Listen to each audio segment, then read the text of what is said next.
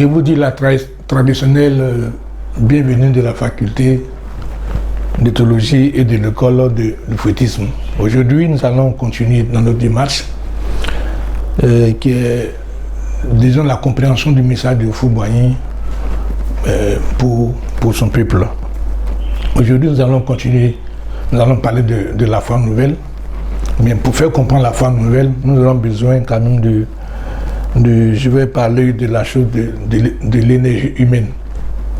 L'énergie humaine, dans la philosophie dite oufouettisme, dans la philosophie politique dite oufouettisme.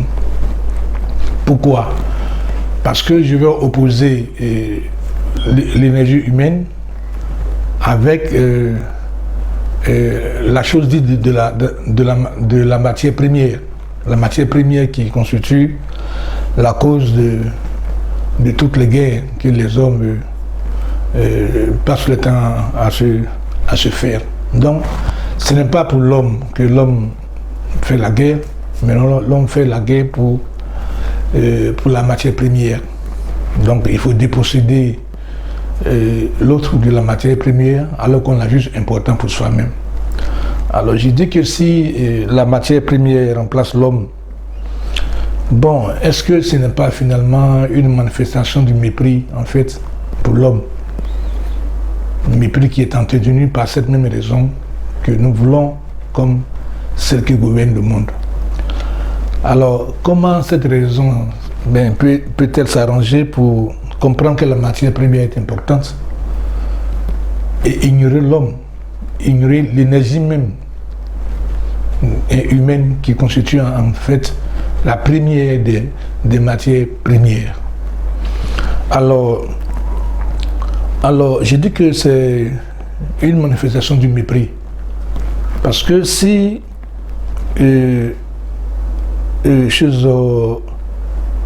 on continue dans cette voie, tant que nous vivons ces situations, il faudrait qu'on arrive à comprendre que c'est ce mépris qui nous fait chercher la matière première partout, sauf dans l'homme lui-même. Donc je vais dire qu'il y a ignorance de l'homme. Finalement, ce mépris, nous le savons, nous l'avons compris, est la manifestation, est la source de la chose même de l'esclavage.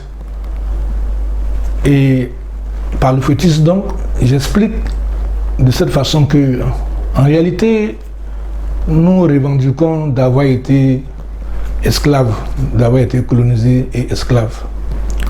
Mais je démontre de cette façon, par mes propos, que, disons, le véritable esclavagisme est la raison qui est dite, qui est prise comme celle qui gouverne le monde.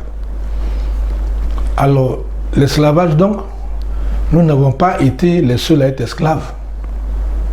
Parce que si l'on s'accorde à dire que les mêmes causes créent les mêmes effets, alors il n'est pas compliqué de comprendre que pour mener assujettir son semblable, il faut être soi-même assujetti. Donc finalement, l'intérêt de la foi nouvelle peut se comprendre maintenant, puisque on fait découvrir que le véritable esclavagiste, le véritable colonisateur est la raison qui soi-disant gouverne le monde. C'est de cette raison, en réalité, que nous sommes esclaves. Et c'est parce que cette raison elle est même esclavagiste, qu'elle pousse les uns et les autres, les hommes, disons, à assujettir leurs semblables. Alors, est-ce que d'une telle raison, qu'est-ce qu'une telle raison a de réel? Qu'est-ce qu'une telle raison a donc finalement de réel? Si elle fait chercher partout la matière première, en ignorant que la matière, en ignorant ce que j'appelle l'énergie humaine elle-même, qui est la première des matières premières. l'homme est ignoré. Alors je vais dire donc que cette raison-là, elle fait la preuve de ce que elle ne peut pas, disons, nourrir une idée de liberté. Parce que du moment où elle est esclavagiste, du moment où cette raison assujettit, quelle notion de liberté croit-on pouvoir avoir à partir de cette raison? Je poursuis. Comme on ne parlera pas de liberté sans démocratie, quelle idée de démocratie pourrons-nous avoir qui ne sera pas à la fin une pure illusion en fait, puisque la raison même qui nous gouverne n'est pas une raison en tant que telle. Voilà, donc c'est pour cela que le fautisme, en posant la question sur le sens du combat que l'on mène, parce que inspiré par une telle raison, le fautisme alors se demande alors quel est le sens de ce combat. Alors on peut comprendre Houphouët-Boigny quand il parle, quand il dit que la paix n'est pas un vrai mot, mais c'est un comportement. Vous voyez donc que il est clair que ceux qui ne veulent pas comprendre la nécessité, ceux qui ne peuvent pas comprendre la nécessité de cette foi nouvelle, pourront certainement trouver dans ces propos, dans le développement de cette philosophie politique de l'ufoutisme, en fait, des raisons pour comprendre que, d'abord,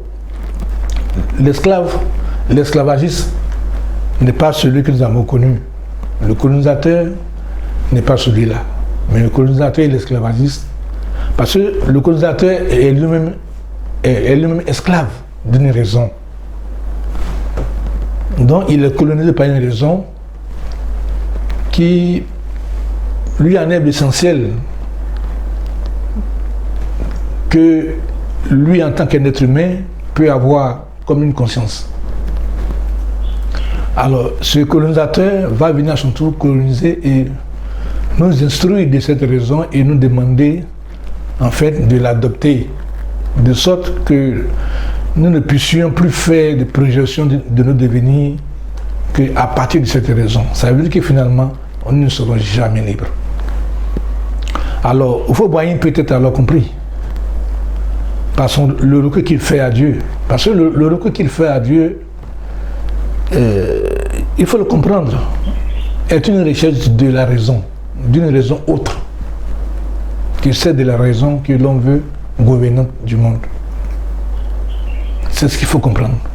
Quand on a compris cette démarche de foi, on peut alors comprendre la nécessité de cette foi nouvelle dont Houphouët parle.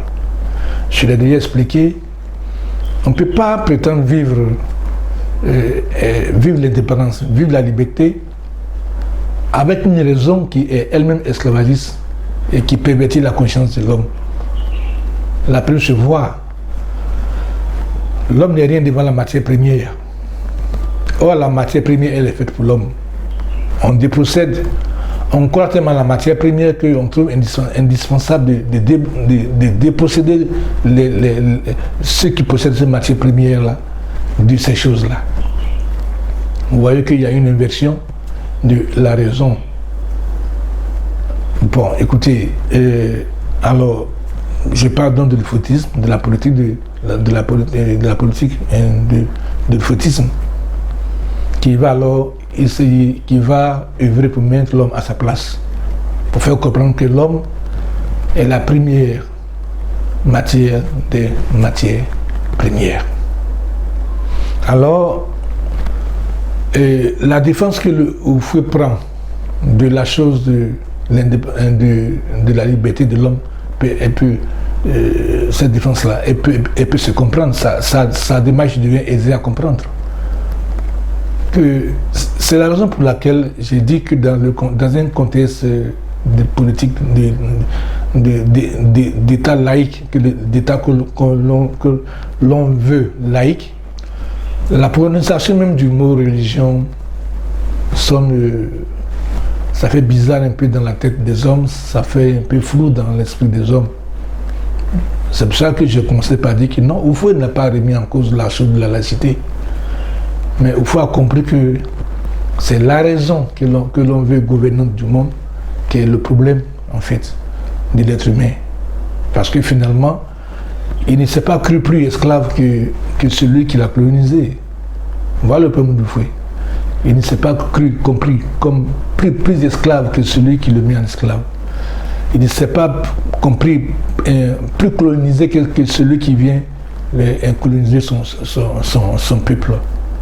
Alors le mal, c'est la chose de la raison qui, en pervertissant les choses, corrompt ce que les relations humaines doivent avoir de valeur et de réalité. Donc nous vivons dans une recherche illusoire de la vérité. Nous vivons dans une quête illusoire de la liberté. Alors, la seule façon de faire, c'est de se débarrasser de cette raison qui n'en est pas une en réalité. C'est de se débarrasser de cette raison qui n'en est pas une. Cette raison, elle est fausse. Elle est fausse et elle explique pourquoi. Elle explique pourquoi il faut s'en débarrasser. Ça explique pourquoi il faut s'en débarrasser pour mener la quête vraie de la raison qui est vraie, qui est la raison qui est réelle, celle qui n'ignore pas l'homme, celle qui s'est placée, puisqu'elle gouverne le monde. Parce que, regardez, comment pouvons-nous gouverner une existence, une vie, en inversant les rôles, en ne sachant pas mettre les choses, chaque chose de l'existence à la place qui lui est due? Comment peut-on arriver à gouverner un monde? C'est pourquoi j'ai dit que cette raison, elle n'en est pas une, en réalité. Parce que gouverner, c'est savoir placer, c'est savoir comprendre les problèmes, c'est savoir aussi placer. C'est cela aussi gouverner, c'est savoir aussi placer ce qu'il faut à la place qui lui est due. Ce n'est pas de refuser à une chose la place qui lui est due, ce n'est pas une inversion des rôles des choses de l'existence. Et cette raison dite gouvernant du monde, selon l'hypothèse donc, démontre sa carence, son insuffisance, finalement son mépris de l'homme. Et ce mépris-là, on va laisser l'homme pour placer devant l'homme la chose du profit, la chose de l'argent. C'est un profit qui est destructeur en fait finalement. Donc il faut alors, on va alors dénoncer ce combat contre l'illusion, cette recherche illusoire de la paix, en disant la paix n'est pas un vain mot, que c'est un comportement. Parce que pour avoir un comportement, il faut avoir une raison. Si la raison qui inspire ta notion de paix, elle est fausse, la paix ne peut pas trouver de matérialité. C'est une raison principale pour laquelle on a du mal à asseoir une idée cohérente de la paix et que l'on prend pour sujet, pour raison de la paix, pour cause de la paix, des choses, bon, qui peuvent trouver des solutions, mais la paix elle-même, elle a du mal à s'en renseigner. Et comme souvent aujourd'hui on parle de paix d'une façon qui ressemble à une sorte de règlement de compte, bon, les plus intelligents savent que c'est pas quelque chose à laquelle il faut accorder du crédit, c'est pas quelque chose à laquelle il faut croire. Finalement, nous tournons comme dans un labyrinthe, nous prenons la rue de l'impasse en fait. Notre vie alors devient une existence, disons, dans une labyrinthe qui n'a pas de sens, qui ne trouve pas de... Alors, quand je dis que le lieu de la paix, il faut avoir une sur la recherche de la paix, a permis à la faculté de théologie et de l'école de l'hypothèse que nous avons ouvert de faire comprendre aux hommes que le lieu de la paix de l'homme se trouve dans sa propre foi. Ce n'est que dans la foi, dans sa propre foi que l'homme pourra trouver la paix. C'est ce qui fait que qu'est-ce que l'on trouve dans cette foi de l'homme? La foi se manifeste, ce à quoi vous croyez, se manifeste pour vous comme étant une raison, et de la foi devient votre raison. Alors si votre foi n'est pas bonne, parce que la raison qui fonde votre foi, elle n'est pas bonne, parce que vous ne pouvez pas. Tout ce que vous cherchez devient donc illusoire. Il faut valoir crier à la vanité. Je vais dire que le combat de fouet. Et ce combat-là, contre la vanité des sens, accordé aux choses de l'existence de l'homme et de l'homme lui-même. Alors, la paix n'est pas un fait mot, mais un comportement. Vous voyez, j'espère qu'on a compris un peu plus cette notion de foi nouvelle. Parce que c'est pour ça que j'ai expliqué au cours de la dernière parution que quand on fait attention, on comprend que la foi nouvelle, elle n'épuise pas sa racine nécessairement, elle ne vient pas à nous comme les autres religions, les autres foi sont venues à nous. Parce que c'est la raison qui a gouverné, qui a poussé les gens, à cause du mépris qu'elle constitue en réalité, à mépriser l'homme. Puisque l'homme l'a pris, l'homme a intégré cette raison dans sa propre foi. Elle a laissé cette raison constituer sa propre foi. Alors les résultats sont là. On ne peut que finir par réaliser, on ne peut que, malgré tout le fait que l'on fait, on finit forcément par réaliser que nous nous sommes trompés, que ce n'est pas la vraie voie, qu'il faille alors rechercher. Alors le fouettisme alors peut se comprendre. Comme quand elle lance le débat, le combat de l'indépendance, et elle instruit de la nécessité de la foi nouvelle, dans laquelle il faut vivre, qui est nécessaire au vécu de la liberté vraie. Alors, il va achever ses propos en disant simplement que, écoutez, ayant fait cela, ayant compris la vraie raison, ayant compris la foi nouvelle, alors vous, peuple ivoirien, vous êtes appelés à être le modèle de l'espérance qui est première à l'humanité. Nous allons continuer notre partage sur la foi nouvelle. Je vous remercie pour votre attention et vous convie à la prochaine parution.